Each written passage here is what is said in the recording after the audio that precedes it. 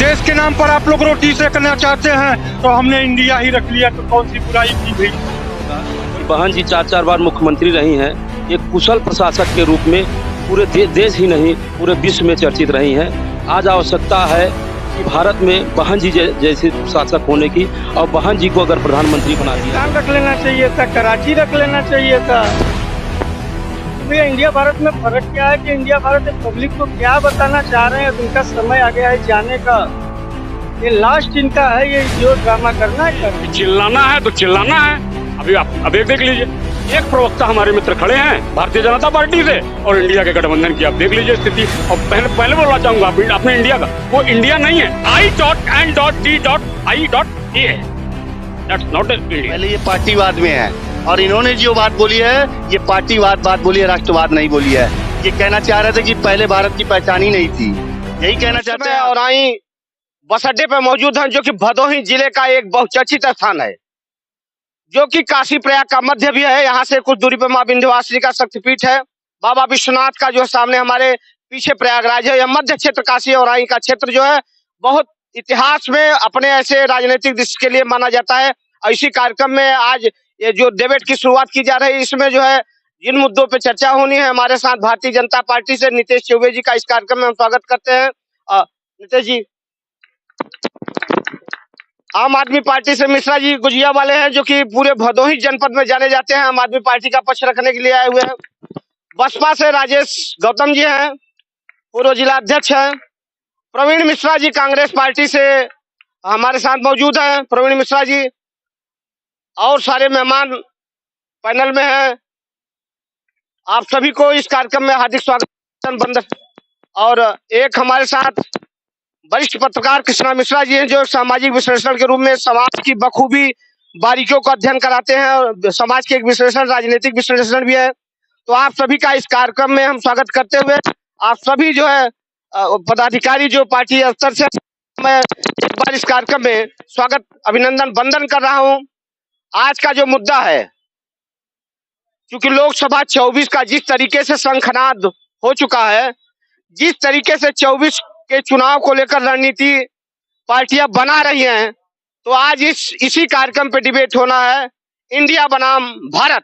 आखिर विपक्ष को इंडिया, यूपीए से इंडिया का नाम क्यों रखना पड़ा, और जो मेक इन इंडिया हर बार कहा जाता था, भारतीय जनता पार्टी ने मेक इन भारत का जो है स्लोगन देना शुरू कर दिया। तो क्या इस बार भारतीय जनता पार्टी जो रूलिंग पार्टी है, मेक इन इंडिया इस नाम से कहीं बौखलाहट तो नहीं है?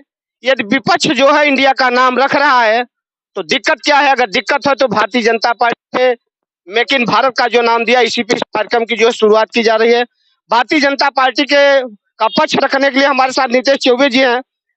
हम पहला सवाल उन्हीं से करेंगे कि क्या विपक्ष का जो नाम इंडिया रखा गया है, इस पे क्या कहना चाहेंगे?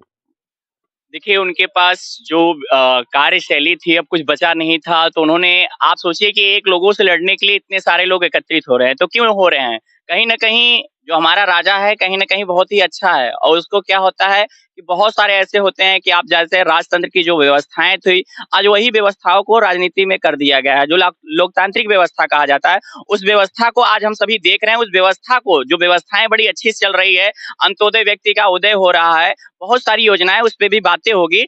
लेकिन अभी की जो स्थिति है कि उनके पास कोई नहीं बचा, वे लोग सारे लोग मिलकर भी लड़ेंगे तो वे भारतीय जनता पार्टी का मुकाबला नहीं कर सकते, क्योंकि हमारी जो संगठन है और हमारी जो केंद्र में और राज्य की जो सरकारें हैं, कहीं ना कहीं धर्म को लेकर भी चलती है, समाज को भी लेकर चलती है, और अंत्योदय व्यक्ति के उदय को लेकर भी चलती है। तो हर पंचमुखी के हिसाब से विकास करने का कार्य कर रही है। सबसे बड़ा हमारे साथ हैं जो यूपी सरकार ने इंडिया का नाम रखा, प्रोफेसर जी, तो इस पे जो विपक्ष को लेकर भारत की एक जो रणनीति दे रहे हैं कि भारत नाम इंडिया जो है अंग्रेजों द्वारा दिया गया है, इस पर लेकर क्या आपका?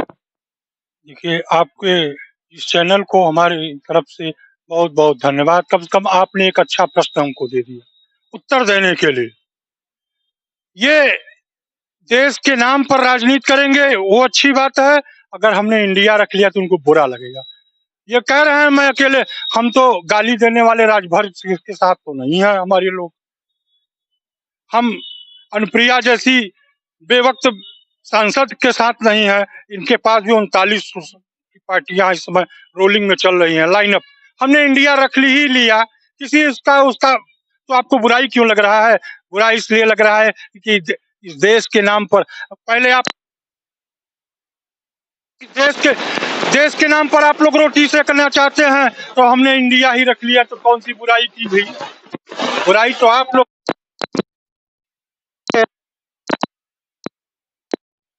गठबंधन चल रहा है, इसमें आपकी पार्टी का क्या रोल? हमारी पार्टी अभी जो है किसी गठबंधन में नहीं है।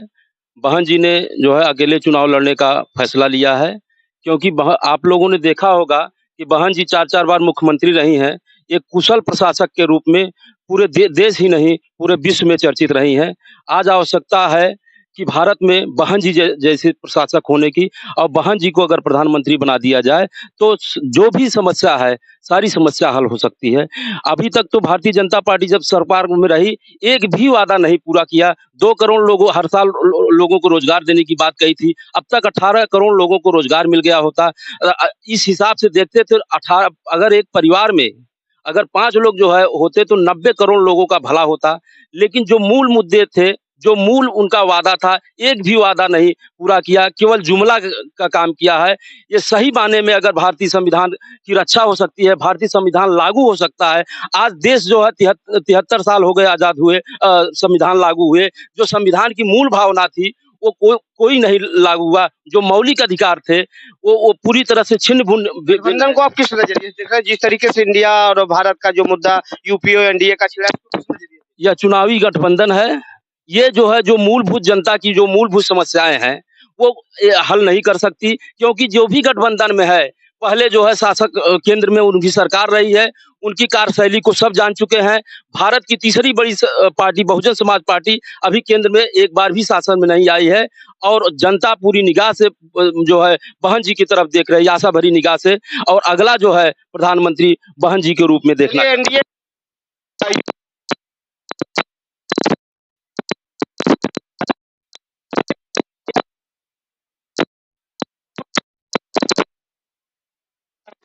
नहीं है, क्योंकि इंडिया जो है, इंडिया तो हमारा इंडिया है ही, पहले से ही रहा है। भारत पहले से ये रखना ही था, तो उनको पाकिस्तान रख लेना चाहिए था, कराची रख लेना चाहिए था। तो भैया इंडिया भारत में फर्क क्या है कि इंडिया भारत पब्लिक को क्या बताना चाह रहे हैं? अब इनका समय आ गया है जाने का। ये लास्ट इनका है, ये जो ड्रामा करना है कर लें।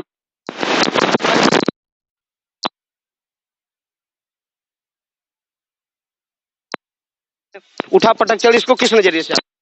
आपके चैनल को बहुत बहुत आभार कि आपने एक ऐसा मंच दिया कि सभी राजनीतिक दल अपना पक्ष रख रहे हैं। तो भारत और इंडिया, ये जो राजनीतिक पार्टियां हैं सिर्फ अपने लिए ही चुनती हैं। मैं एक बात कहना चाहूंगा कि हिंदुस्तान क्यों नहीं रखा जाना चाहिए, जम्बू द्वीप क्यों नहीं रखा जाना चाहिए, भारत ही क्यों रखा जाना चाहिए। खैर इसे छोड़िए, जो भी है। मैं पूछता हूँ राजनीतिक पार्टी से या फिर वर्तमान में जो सत्ताधारी हैं, मैं एक बात स्पष्ट कर देना चाहता हूं, मैं किसी राजनीतिक का पक्ष का नहीं ले रहा हूं, लेकिन सबसे बड़ी बात यह है कि आप अंग्रेजी मिटाना चाहते हैं। जिस देश के सदन में अंग्रेजी में स्पीच दिया जा रहा हो, जहां के भारत की जो न्यायपालिका हो, वहां जो ऑर्डर आते हो, जहां डिबेट होता हो, वो अंग्रेजी में होता है।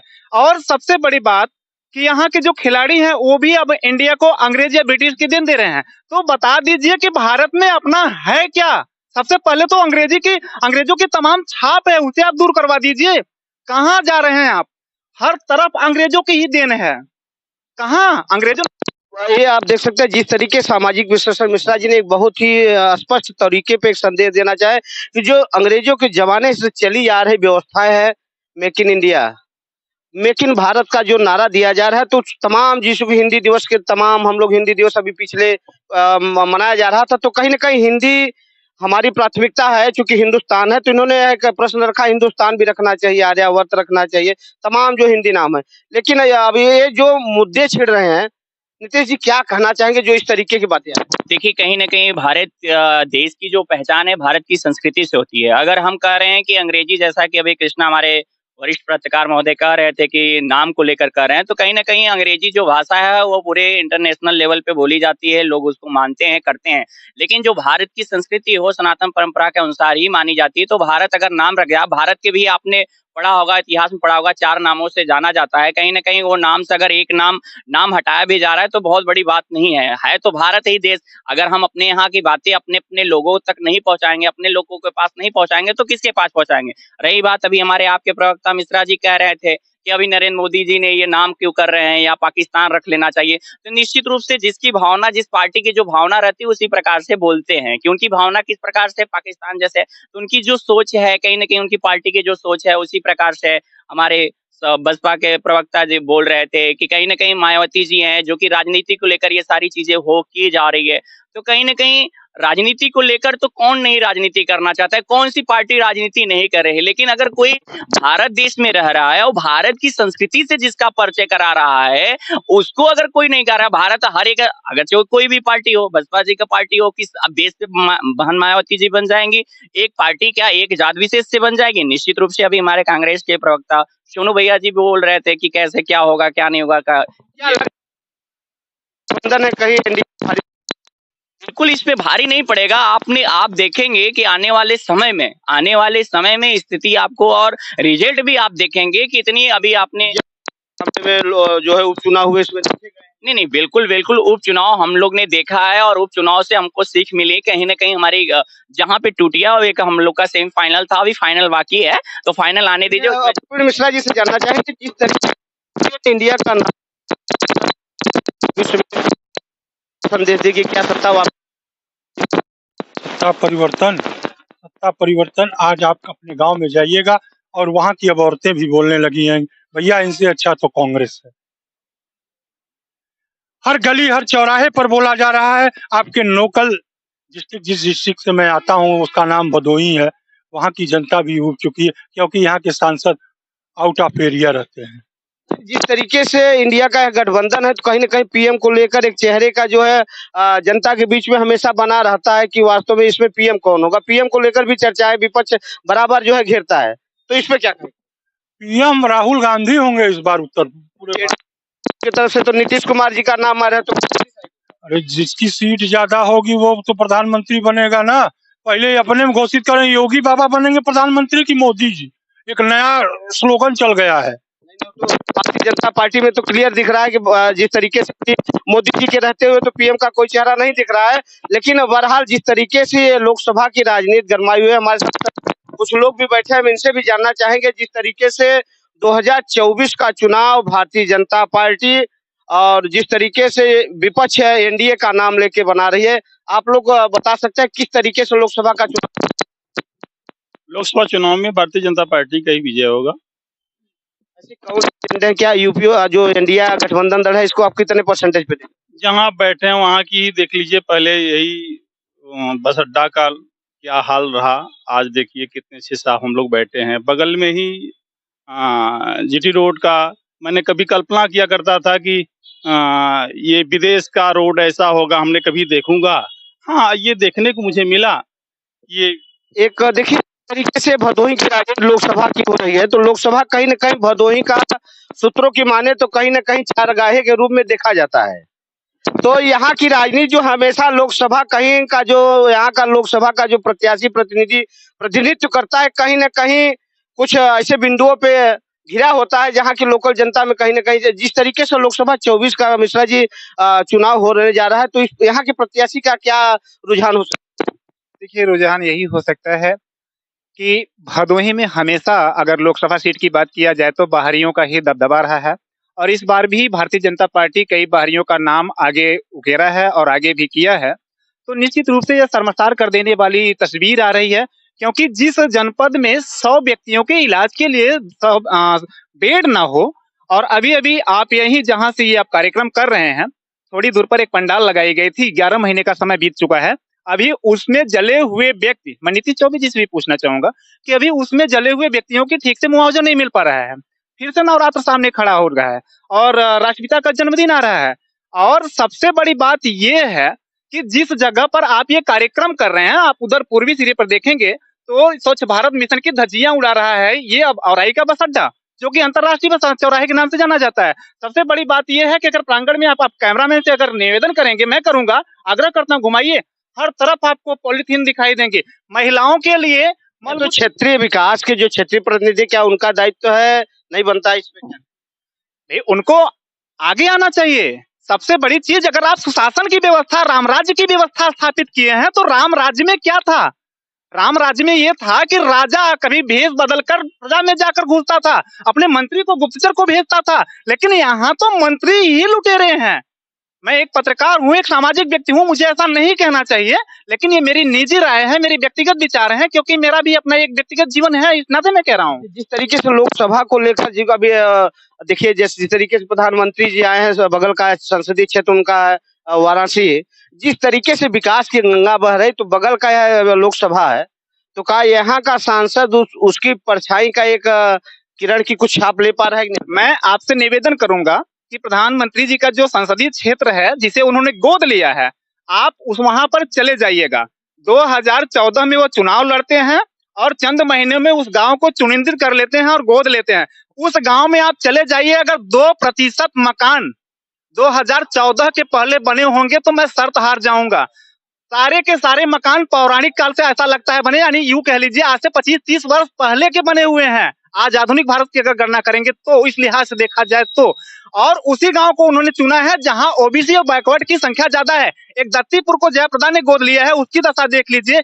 एक मोड़ के पास एक गांव है जिसे जयाप्रदा ने गोद लिया था, उसे आप देख लीजिए। और सबसे बड़ी चीज की जो ताल तराई के क्षेत्र है, आप भैंसाटा को ले लीजिए, दतिया खेतलपुर को ले लीजिए, उदयकरणपुर को ले लीजिए। जिस तरीके से एक क्षेत्रीय बात नहीं, लोकसभा कॉन्स्टिट्यूंसी की चूंकि 2024 का जिस तरीके से मिशन चल रहा है, लोकसभा का संसदीय क्षेत्र है क्योंकि बड़ा होता है, तो किस तरीके से हमारे अध्यक्ष राजेश तरीके से सुनिए, हमको जो है भारतीय जनता पार्टी के प्रवक्ता ने हमसे कहा कि कैसे जो है बहुजन समाज पार्टी, आज 2007 के पहले जो है भारतीय जनता पार्टी जो है केंद्र और प्रदेश दोनों में सरकार थी, एक बड़ी पार्टी थी भारत की। लेकिन 2007 के बाद देखिए जो है 2014 तक कहीं 10,000 वोट किसी विधानसभा के, कहीं 15,000 वोट है, तो कैसे आ गई 2014 में जो है सरकार में केंद्र। इसी प्रकार से बहुजन समाज पार्टी भारत की तीसरी बड़ी पार्टी है और वो उसके पास जो है एक वोट बैंक है, कैडराइज वोट बैंक है।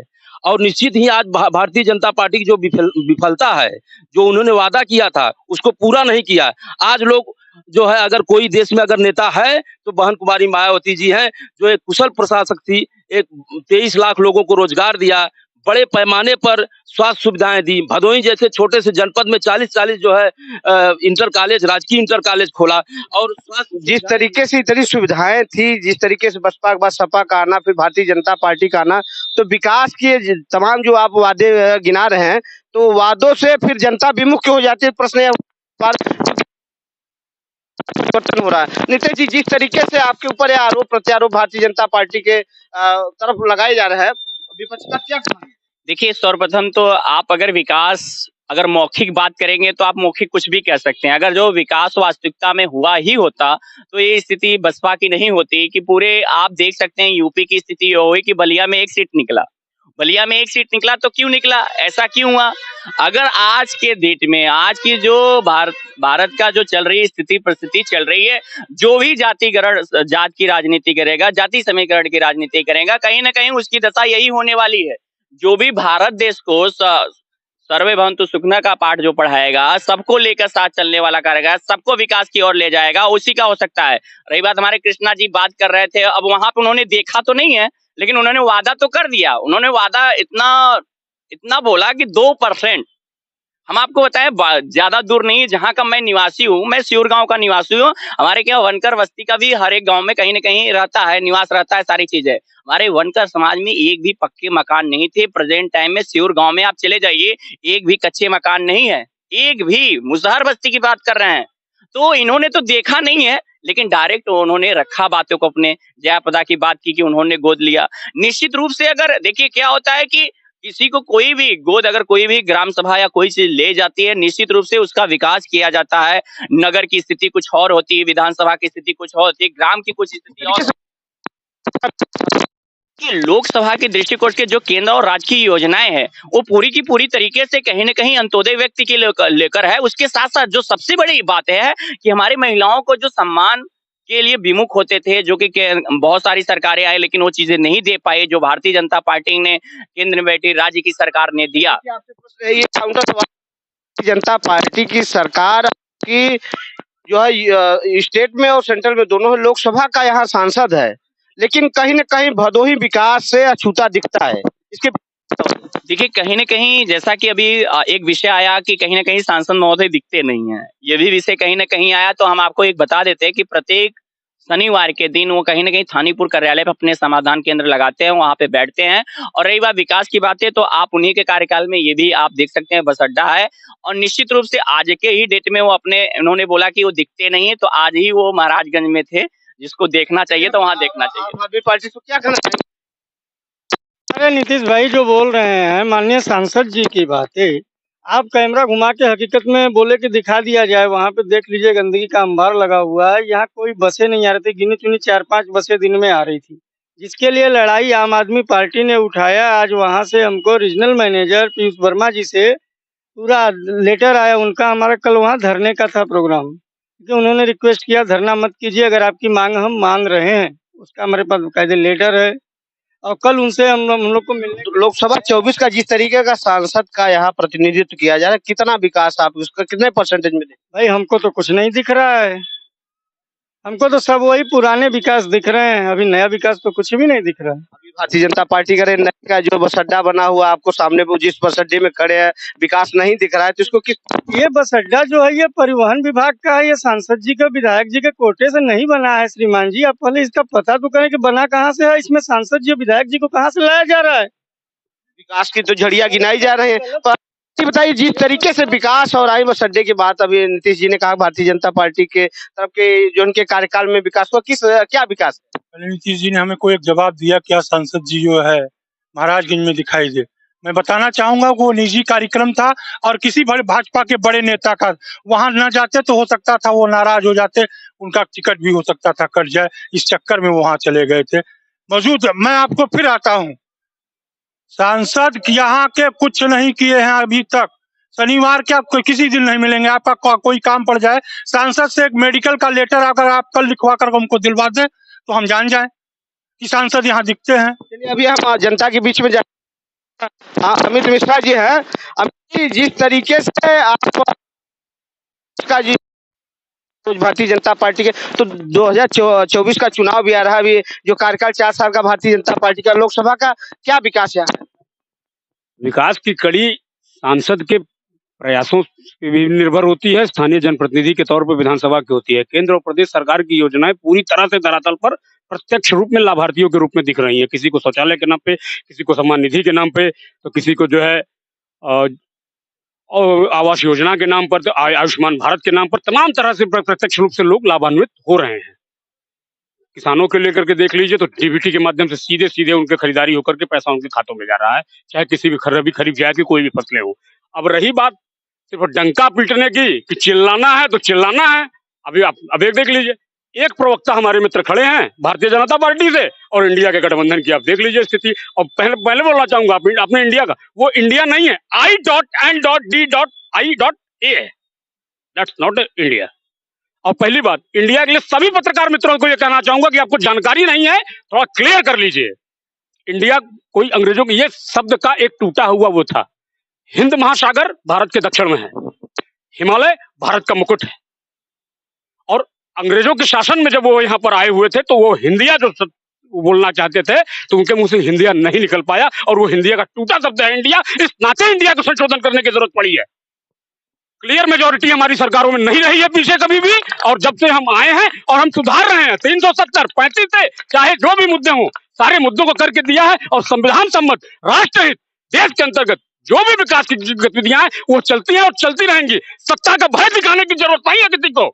जनता ये जनार्दन है, 14 का रिजल्ट मिला, 17 का मिला, 19 का मिला, 22 का मिला, 4 चुनावों में ये लोग पराजित हो चुके हैं, 5वें एकदम क्लियर मेजोरिटी के साथ अब की बार देख जी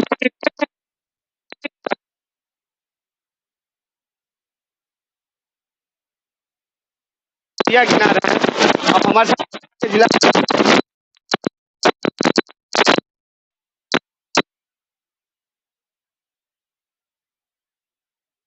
लाख खाते में आना, स्किल इंडिया, एक भी नहीं दिखाई दे रहा है। चारों तरफ अभी प्रवक्ता आप आम आदमी पार्टी, चारों तरफ गंदगी है। सब जो है कोई भी बता दे, एक भी मेडिकल कॉलेज बनवाए होते, एक भी इंजीनियरिंग कॉलेज बनवाए होते, न शिक्षा के क्षेत्र में न एक जो है अस्पताल बनवाए होते।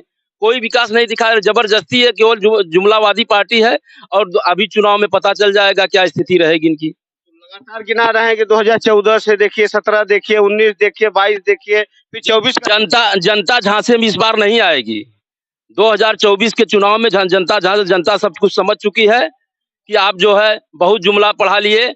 अब इस बार जो है जनता इनको जो है। चलिए, आम आदमी पार्टी से बताइए, जिस तरीके से विकास की झड़ियां गिनाई जा रही हैं, क्या दिल्ली का विकास मॉडल आप जो गठबंधन में क्या इस बार लोकसभा 24 में कर पाएंगे?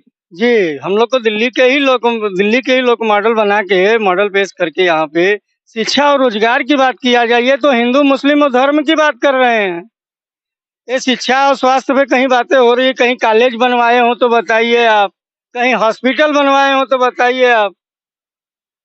नीतीश जी बताइए, जिस तरीके से दिल्ली में आम आदमी पार्टी अपने विकास को गिना रही है, क्या यह जो गठबंधन है लोकसभा 24 में कितना प्रभावी? देखिए, जो गठबंधन हुआ है सर्वप्रथम, ये देखिए कहीं न कहीं अपने को सिर्फ फायदे पहुंचाने के लिए गठबंधन हुआ है।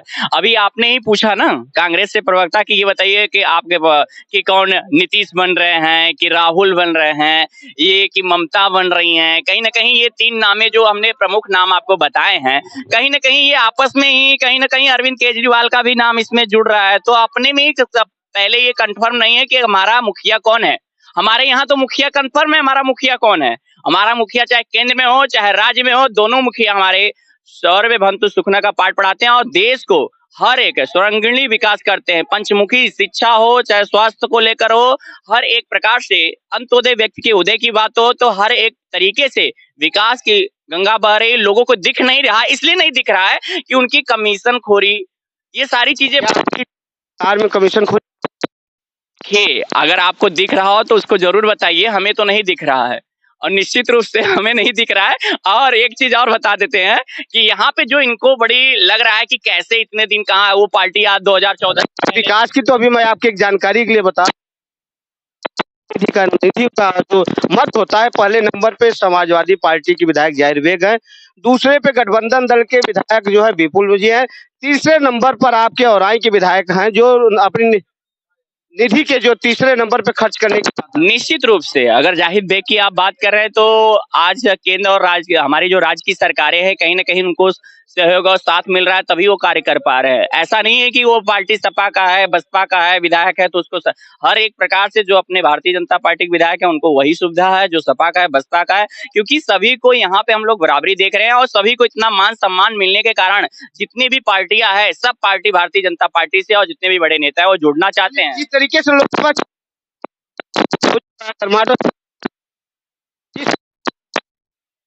का लोकसभा का सांसद प्रतिनिधित्व करता है, क्या इस बार लग रहा है क्या? भाई अभी तक तो हमको नहीं लग रहा है यहाँ कोई विकास हुआ हो भदोही जिले में। हमारे मुख्यमंत्री जी जो हैं वो यहीं आकर के बगल में बोले थे, 2 काम के लिए बोले थे, दूसरा पंचवर्षीय योजना चल रहा है, अभी तक वो काम नहीं हुआ। एक एयरपोर्ट चालू कराने वाले थे और एक जो है चीनी मिल चालू कराने वाले थे, वो तो दूर दूर तक नहीं दिखाई दे रहा है कहीं हुआ हो। अगर आपको हुआ हो तो आप हमको बता दीजिए। जिस तरीके से जनता पार्टी के नीतीश 24 जी से सवाल मंत्री जी जो आए थे यहाँ करके गए थे, जनता के बीच में आ रही है, एक जो है चीनी मिल की, एक एयरपोर्ट की, तो दोनों कहीं ना कहीं धरातल पर नहीं दिख रहे, क्या कहना चाहिए? देखिए, निश्चित रूप से जो बातें हुई थी, चीनी मिल की बातें हुई थी, हवाई अड्डे की जो भी बातें चल रही है उससे भी किया जाएगा। अगर सारे वादे पूरे किए जा रहे हैं, लोगों का एक विश्वास है, तभी हम 2000 से कंटिन्यू विधानसभा का चुनाव, लोकसभा का चुनाव हो, नगर पंचायत का चुनाव हो, हम सारे चुनाव क्यों जीत रहे हैं? क्योंकि कहीं ना कहीं जनता का विश्वास है। हम किसी एक जातिगत समीकरण के हिसाब से चुनाव नहीं जीत रहे हैं। रही बात ये 2 विषय जो है, निश्चित रूप से माननीय महाराज जी ने कहा है तो निश्चित ही आने वाले समय पे वो भी पूरा किया जाएगा। कुछ समय लग सकता है लेकिन निश्चित किया जाएगा। वही की विकास की जाए तो यह एयरपोर्ट जो है बहुत पहले से और चीनी मिल कांग्रेस के कार्यकाल में बना था। सोनी जी ये बता, चीनी मिल का मुद्दा जो है मुख्यमंत्री कहने के बावजूद भी ये करीब दूसरा कार्यकाल चल रहा है, तो क्या कहेंगे जो अभी तक नहीं? जी सर, मैं बताना चाहूँगा कि बतौर मुख्यमंत्री होने के बाद भी एक बार बोल कर चले गए कि ये चीनी मिल अगर नहीं चालू होगा तो बायोफ्यूल स्टेशन चालू करा दिया जाएगा। ये कुछ नहीं कर पाएँगे।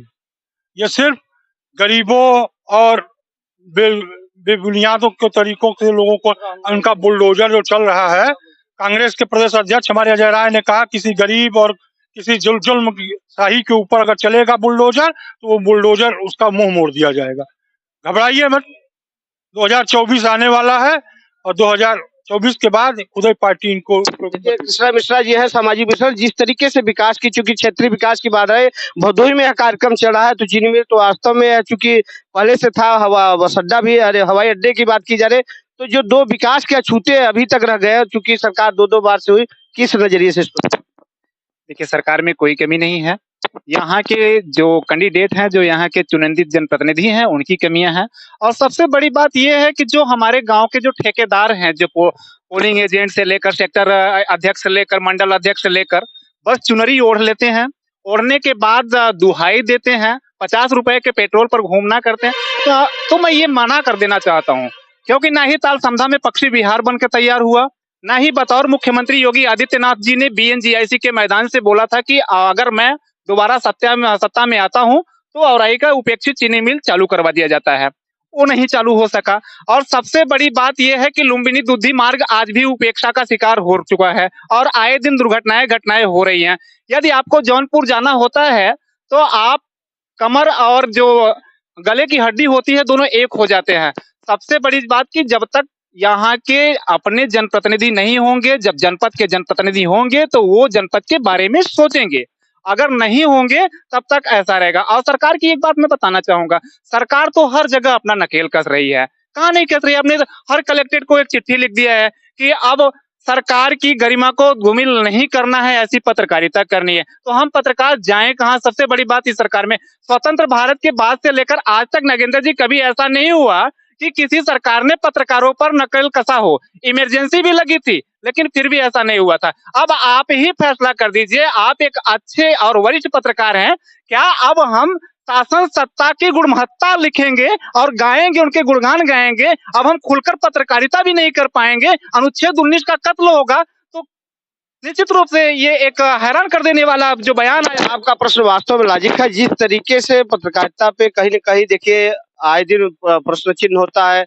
विपक्ष कहीं भारतीय जनता पार्टी के चमचों की बात की जाती है, तो और जिस तरीके से पक्ष जो है कहता है कि आप एक तरफवाली करते हो, तो कहीं न कहीं पत्रकारिता पे भी प्रश्न चिन्ह होता है कि वास्तव में पत्रकारिता, चूंकि हमारी लोग की प्राथमिकता यह होती है कि निष्पक्ष किया जाए, चाहे किसकी भी सरकार हो, न किसी सरकार का दबाव होता है, न प्रेशर होता है, लेकिन फिर भी कहीं न कहीं से पत्रकारों के ऊपर भी आरोप लगता है। क्योंकि आप सब लोगों के बीच में हम लोग भी होते हैं, आप लोगों के मुद्दे को ही आप लोग उठाते हैं, आपके विकास को गिनाते हैं, आपकी कमियों को गिनाते हैं, जो हो सकता है समाज का प्रतिनिधित्व करने वाले प्रतिनिधियों का जो है पत्रकार एक उनके कामों को विकास के एजेंडे तक पहुंचाते हैं। तो कहीं न कहीं हम लोग की यह पारदर्शिता रखती है कि जो सच्चाई हो वही दिखाई जाए, यह हमारा एक उद्देश्य होता है, यही हमारे चाहत भी होती है। जो जो जिसपे एक विश्वास होता है, चौथा स्तंभ माना जाता है, तो विकास का एक रूप होता है। हमारी कोशिश यही रहती है कि वास्तविकता जो हो वह दिखाई जाए।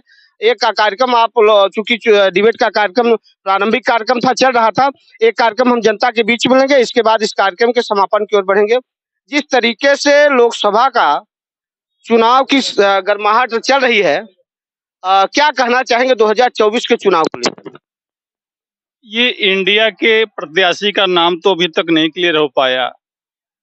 किसी से पूछ लीजिए, जो बीजेपी से जिसको टिकट नहीं मिलेगा वो जब जाएगा इंडिया में तो टिकट मिलेगा। हमारे पास तो 10-10 प्रत्याशी हैं, मांग रहे हैं। इंडिया का प्रत्याशी आज तक कोई नाम बता दे, इंडिया का प्रत्याशी है कौन इस समय? जिस तरीके से आप हम की बात की जाए, जी से जानना चाहेंगे कि वास्तव में पीएम का चेहरा को लेकर बराबर चर्चाएं होती हैं कि कौन होगा, तो क्या लग रहा है कि किस तरीके से होगा या आगे की चुनाव की जो मॉनिटरिंग होने वाली है किस तरीके? देखिए, सबसे पहले जो हमारे लोगों की गठबंधन हुए हैं इंडिया के नाम पे, अभी तमाम तरीके की बातें चल रही हैं और सीट शेयरिंग की बातें हो रही हैं। जब सीट शेयरिंग फाइनल हो जाएगा सब कुछ, तो कैंडिडेट भी प्रधानमंत्री का क्लियर हो जाएगा कि कौन प्रधानमंत्री होगा चुनाव जीतने के बाद। जनता पार्टी से नीतीश जी है, जिस तरीके से चेहरे को लेकर जो है विपक्ष पे आप लोग हमलावर होते हैं, तो क्या बगैर चेहरे का ही चुनाव नहीं जीता जा सकता है, या किस नजरिए से?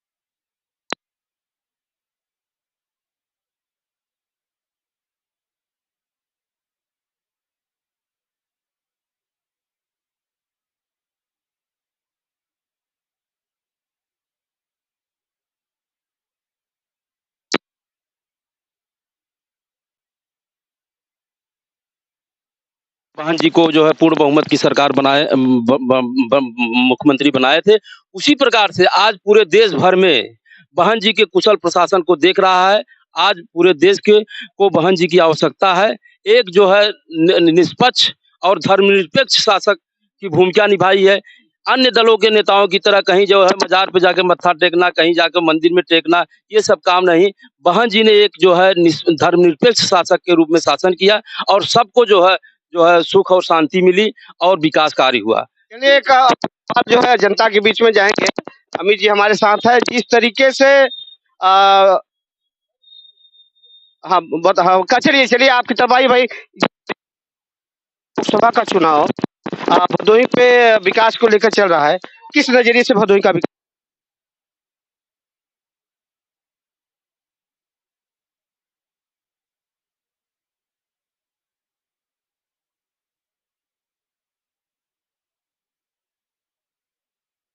परिवर्तन चाहता है भारत 2024 में परिवर्तन चाहता है, इच्छा है, इच्छा है।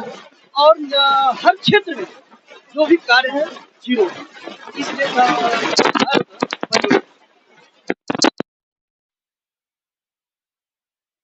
बताइए।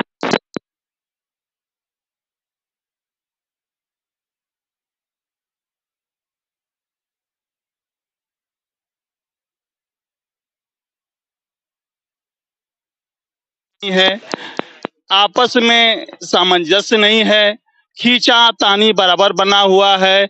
ये प्रधानमंत्री होंगे जहां पर कोई मुखिया ही नहीं हो, आपस में भ्रम हो, वो तो प्रधानमंत्री बन सकता। बोलता एक होता है, यदि ऐसा ही है तो विलय करके एक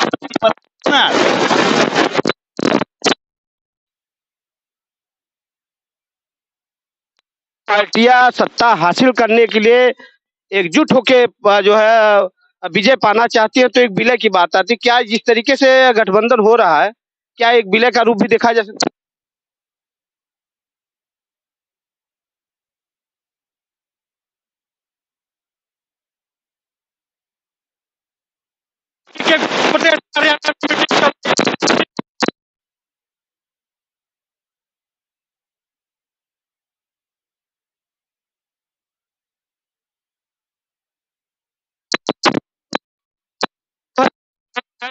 भाई पार्टियां चुनाव लड़ेंगी, डिसाइड किया तरीके 2017 में योगी आदित्यनाथ को जो मुख्यमंत्री बनाया गया, कहीं न कहीं शीर्ष नेतृत्व की पार्टी के बीच की विचारधाराओं के बीच कहीं निकल के नाम आया, तो यह विपक्ष का कहना है कि उसके बीच ही कोई नाम निकल के बाहर आएगा। अमित जी, जिस तरीके से 24 का जो चेहरा विपक्ष बराबर उठा रहा है, तो क्या लग रहा है कि आपके भी पार्टियां इस तरीके को क्या कहेंगे? देखिए, हमारा चेहरा सेंट्रल और स्टेट दोनों के लिए क्लियर है, आपके सामने है, और जनता का पूरा पूरा आशीर्वाद मिलकर दूसरी पंचवर्षीय में काम भी हो रहा है।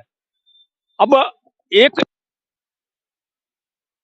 आपकी पटना में हुई, एक बैठक मुंबई में हुई, और पीएम कैंडिडेट पे बात नहीं होनी थी। वहां वहां सिर्फ बात होती थी कि इस INDIA के गठबंधन का संयोजक कौन होगा। वहां तक मित्र सहमति नहीं बन पाई है। अब आगे के लिए भी आपके विषय में आया भदोही को चारागाह बनाने वाली बात आई है। एक आम आदमी के तौर पे इस विषय पे बोलना चाहूंगा, भारतीय जनता पार्टी का कार्यकर्ता होने के नाते नहीं। अगर आपका आरोप भारतीय जनता पार्टी के ऊपर आरोप लग रहा है चारागाह बनाने के लिए, तो इसके लिए जिम्मेदार सिर्फ अकेले बीजेपी नहीं है, इसके लिए सभी दल जिम्मेदार। थोड़ा सा पीछे चलते हैं, प्रत्याशियों पे बात हो जाती है। 2019 का लोकसभा चुनाव, यहीं से कांग्रेस के प्रत्याशी थे रमाकांत यादव। किस पार्टी कहाँ के हैं आप जानते हैं। और इसके बाद बीजेपी से हमारा जो था वो भी जनपद के बाहरी है, इसमें सत्य है। आप आ जाइए विधानसभा के बीच में, अगर हमारे स्थानीय विधायक बाहरी हैं तो यहाँ से पूर्व की विधायक जो है मधुबाला पाशी, वो भी मूल जनपद की नहीं है। वर्तमान में जो समाजवादी पार्टी से 2022 की कैंडिडेट थी, वो भी मूल जनपद की नहीं है। तो ये चारागाह को बनाने के लिए अकेले भारतीय जनता पार्टी को आप दोषी नहीं दे सकते, सभी दल इसके लिए जिम्मेदार है। जरूरत है कि अपने कार्यकर्ताओं को सभी दलों को प्रमोट करना चाहिए और उनको मौका देना चाहिए। लोकल लीडरशिप बन के भी जनपद का विकास तीव्र गति से होगा। दूसरी बात, और इस कार्यकाल में जो भदोही के विकास की बात कर रहे हैं, हमारे स्थानीय सांसद के ऊपर आरोप लगे हैं। स्थानीय सांसद, कोविड के कार्यकाल में सभी सांसदों की निधि काट करके आधी से भी कम कर दी गई थी, इसको आप जान रहे हैं अच्छी तरीके से। हाँ, और ये हम लोगों ने राशन जनता को दिया और वैक्सीन लगवाई। 19 और 24 तो जनता इसी के ऊपर हम लोगों को विजयश्री का आशीर्वाद दे रही है। बेकार का जो बात की जा रही, तो राशन की बात की जा रही, तो हम प्रवीण जी राशन की बात बराबर करते हैं। राशन जो दिया जा रहा है, तो ये राशन की बार बार कहते हैं कि हमने दिया राशन। पूरा डिफिनेटली बता देता हूँ। राशन देने का काम, हर गरीब व्यक्ति को राशन देने का काम, हर यूनिट पे 5 किलो देने का काम 80 करोड़ लोगों को अन्न राशन उपलब्ध कराने वाली कांग्रेस यूपीए सरकार कराई थी। और ये जो वैक्सीन कह रहे हैं, वैक्सीन के ऊपर एक फोटो भी आया था। क्या आप इसके पहले भारत में महामारी नहीं आई थी, उस पर किसी प्रधानमंत्री का फोटो नहीं लगा था भैया? तो जो आपके शरीर पे चवन्नी 25 पैसे का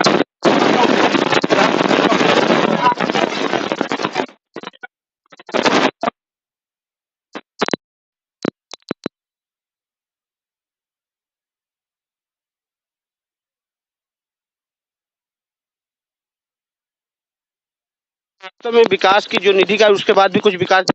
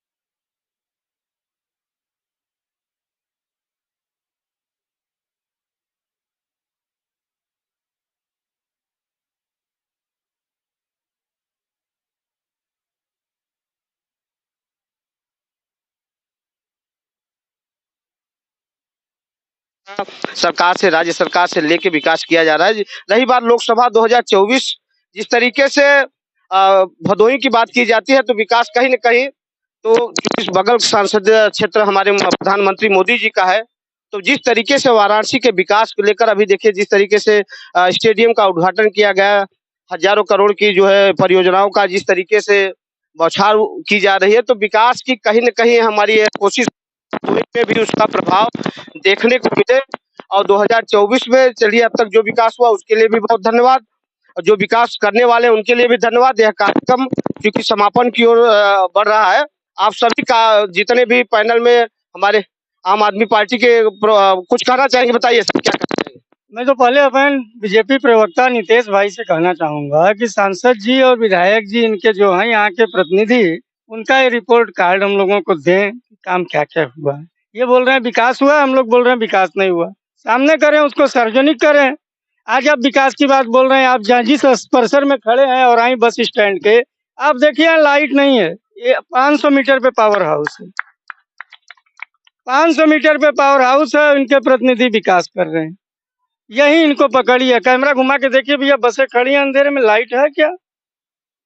उधर देखिए गंदगी बाहर फैली हुई है, कहाँ है इनके प्रतिनिधि? ये सब काम हम लोग कर रहे हैं, इंडिया अलायंस कर रहा है, आम आदमी पार्टी कर रही है।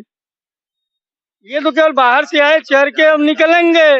ये नीतीश जी बताइए, प्रधानमंत्री जी जिस तरीके बहुत ही अच्छी बात है कि 500 मीटर पे यहाँ पे पावर हाउस की बातें हुई और यहाँ के बस अड्डे की बात हुई है। निश्चित रूप से आप अगर देखेंगे कि क्या ये लाइटें लगी नहीं है, जल तो नहीं रही है, ये तो बात सत्य है। लेकिन आप सोचिए कि आप तो इतना जब नहीं कर पा रहे हैं, आपकी जिम्मेदारी क्या है? क्या इस भारत देश में रहने वाले प्रत्येक नागरिक की जिम्मेदारी होती है कि अपने देश के प्रति, राष्ट्र के प्रति समर्पित रहना चाहिए और होना चाहिए। आप क्या कर रहे हैं? आप भी वही बातें कर रहे हैं। अगर लाइटें सारी सुविधाएं हो गई हैं, अगर यहाँ स्वच्छता नहीं है, तो आपके पार्टी के लोगों ने क्या यहाँ स्वच्छता किया है? नहीं किया। देखिए लाइट आ गई, लाइट जल गई, आप देख सकते हैं लाइट जल गई। जैसे ही इन्होंने झूठ बोला वैसे ही इनके झूठ का खुलासा हो गया। तो निश्चित रूप से मैं यही कहूंगा कि यहाँ पे अगर आप लोग कह रहे हैं, अगर ये क्या जिम्मेदारी एक व्यक्ति के स्वच्छ मिशन की जिम्मेदारी हमारे देश के यशस्वी प्रधानमंत्री ने उठाया। आप देखिए उनके ये आह्वान पे बहुत सारे लोगों ने, हर एक ग्राम के लोगों ने, जो हमारे वरिष्ठ लोग हैं, आम पब्लिक, उन्होंने भी स्वच्छता का मिशन उठाया। क्योंकि एक वरिष्ठ हमारे देश का यशस्वी प्रधानमंत्री अगर यह संकल्प ले सकता है तो हम क्यों नहीं ले सकते हैं? तो निश्चित रूप से भारत में रहने वाले हर एक व्यक्ति की जवाबदेही और ईमानदारी से अपने देश के प्रति, राष्ट्र के प्रति कार्य करना चाहिए। और इनसे कहते हैं ये बस अड्डा ही नहीं, ऐसे अनेकों काम है। अंत्योदय व्यक्ति को ये तो टच ही नहीं कर रहे हैं, अंत्योदय व्यक्ति का उदय हो रहा है उसको तो ये टच नहीं कर रहे हैं। लेकिन यहाँ 500 मीटर पे पावर हाउस है और इस बस अड्डे की बात कर रहे हैं। आज बसें की बात करें, बस आपके सामने खड़ा हुआ है। अभी कुछ देर पहले आपने यही इन्होंने बोला कि यहाँ बस ही नहीं आ रहा है, अब तो बस आपके सामने खड़ा है। लाइट, जैसे ही लाइट आई, लाइट की आप व्यवस्थाएं देख सकते हैं। तो कहीं ना कहीं विकास देखने का नजरिया होना चाहिए, क्योंकि आप जैसा देखोगे आप वही देख पाओगे। रजनीकांत मिश्रा जी हमारे साथ जुड़े हैं, क्या कहना चाहेंगे? ये जितना बड़बड़ा रहे हैं, इनके पास कोई वजूद ही नहीं है। ये विदेश नीति की बात करते हैं कि हम विदेश में मोदी जी की डंका बज रही है। वहां मोदी जी की डंका नहीं बज रही है, वहां बज रही है कि किसी की, तो वहां के नागरिकों की बज रही है। आज अमेरिका जैसे संयुक्त राष्ट्र में भारत के आबादी की अगर बात करें तो वहां 33% वोटर हो चुके हैं भारतीय। तो क्या ट्रंप जी मोदी का नाम नहीं लेंगे? वो मोदी जी का नाम ले रहे हैं तो यानी भारतीयों को लुभा के वहां वोट बैंकिंग कर रहे हैं। आज अगर जो विदेश नीति की बार बार बात होती है कि प्रधानमंत्री की इतनी बैकअप बन गई, ये बन गई, वो बन गई, कुछ भी नहीं बना है। ये भारत की बैकअप बनी है, प्रधानमंत्री नरेंद्र मोदी की बैकअप नहीं बनी है। और भाई साहब बार बार बड़बड़ा रहे हैं, मैं पूछना चाहता हूँ कि बता दें कि ये इनके सांसद जी ने जनपद में क्या किया है, इनके विधायक जी ने क्या किया है प्रधानमंत्री और मुख्यमंत्री की बातों को हटा के? बताएं। ये मैं चैलेंज। विकास की बात है, जिस तरीके से बताइए क्या विकास किया गया। देखिए अभी जो केंद्र और राज्य की सरकार की उन्होंने बोला है कि योजनाओं को छोड़कर और भी विकास की बातें कर रहे हैं। सर्वप्रथम हम आते हैं इसी बस अड्डे में आते हैं। ये बस अड्डे में आप देख सकते हैं जो सुविधाएं हैं वो यहाँ पे लोगों को मिल रही है। निश्चित रूप से जो हमारे सांसद है, विधायक है, अभी आप हम सबसे बड़ी बात काम जुड़ा रहे हैं। अरे हम अभी आपने आगे हमारे देश के यशस्वी प्रधानमंत्री की इन्होंने बात किया है, तो निश्चित रूप से बहुत सारे देश में प्रधानमंत्री हुए, उन्होंने क्यों जाके विदेशों में मजबूती प्रदान नहीं किए? देश के यशस्वी हमारे प्रधानमंत्री के ही कार्यकाल में ऐसा क्यों हुआ? तो निश्चित रूप से इसीलिए हुआ क्योंकि उनके पास वो क्षमता है वह चीजें करने के लिए। इनके बातों से सिर्फ यही झलका है कि बीजेपी पार्टीवादी है, राष्ट्रवादी नहीं है। ये बीजेपी वादी है। क्या पहले भारत की पहचान नहीं थी? आप ये कहना चाहते हैं कि मोदी जी से पहचान है? यानी आप पार्टीवादी हैं, राष्ट्रवादी नहीं है आप। और मैं बताना चाहता हूँ, 2 मिनट के लिए मैं और बताना चाहता हूँ कि जितने पार्टियां खड़ी है ना, सब ये अंधभक्ति में तो लीन है और वही जनता को कर रही हैं। आज राष्ट्र की बातें सब विहीन हो चुकी है। ये बसपा वाले हैं तो ये बसपा की बात करेंगे, देश की बात तो बाद में है, पहले ये पार्टीवाद में है। और इन्होंने जो बात बोली है ये पार्टीवाद बात बोली है, राष्ट्रवाद नहीं बोली है। ये कहना चाह रहे थे कि पहले भारत की पहचान ही नहीं थी, यही कहना चाहते हैं आप? दे दीजिए इनको 1 मिनट। ये जो विदेश की नीति भैया ने बोला, सुषमा स्वराज जी ने जब हमारे देश की विदेश मंत्री रही तो उस समय एस जयशंकर उनके सचिव हुआ करते थे। हमारे नरेंद्र मोदी ने जब उनका वो गत हुई तो उन्हीं को ही मंत्री बना दिया। ये हमारे जज्बा है हमारे देश के प्रधानमंत्री में कि जो विकास कर रहा था वही विकास। आप देखिए कार्यक्रम का सिलसिला चलता रहेगा। जिस तरीके से विकास के वादे गिनाए जाएंगे इसी जिस तरीके से बराबर विकास के वादे प्रतिवादे कहीं न कहीं किए जा रहे हैं। क्या विकास किए जा रहे हैं, जनता कहीं न कहीं जो रूलिंग पार्टी है उनको घेरने का भी प्रयास करती है। कहीं न कहीं जो है जो क्या कहेंगे अमित जी जिस तरीके से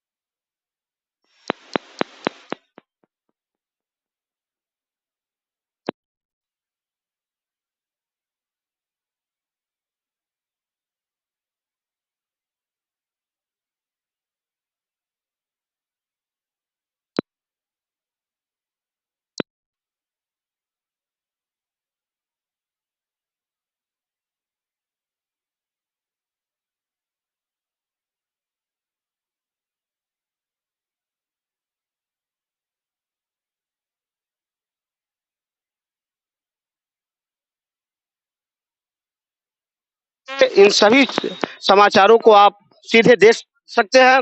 जिस तरीके से यह डिबेट चल रहा है, लगातार हम लोग विकास के मुद्दों को गिनाते रहेंगे और आप सभी को क्षेत्रीय मुद्दे, विकास के मुद्दे, देश के मुद्दे और राष्ट्र के मुद्दे से हम लोग सभी को आप लोगों को विकास के वादों को गिनाते रहेंगे।